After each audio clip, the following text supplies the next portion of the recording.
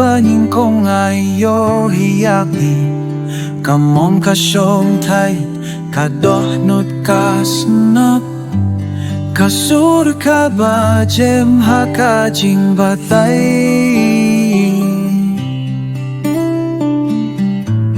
kahmat ka ba firnay kong kasih ngati kadai kajing siyaw ka ba siya kalong kajing iohi hinay ha kami siyem kajing iyak rentang sisyen hinray kajing yat kalado kasyong katmo kadai tang pipad na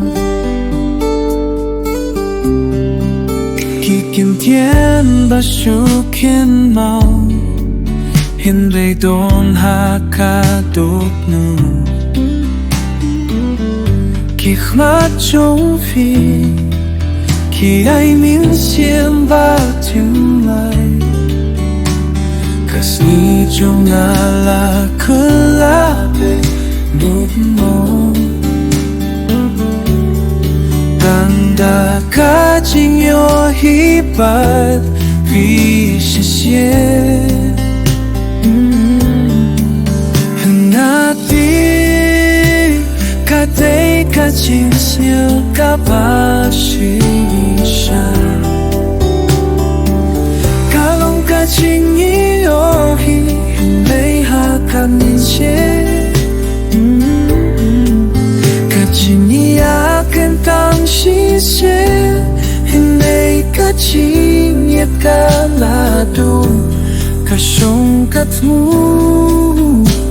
kadai tang fibat na kamday tang kado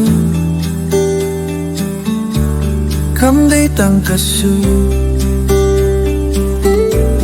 kalong kajing yat kabashisha hapo kadono namakas ni panyungkong ngalati lipa filong ka pinta jong kalawe jong afay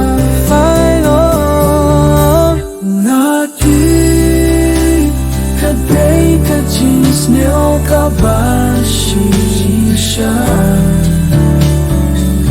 kalong kajing iohi hinay hakamusye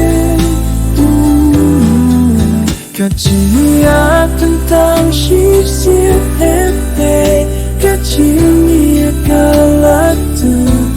kasyong katmu kadai tang fipat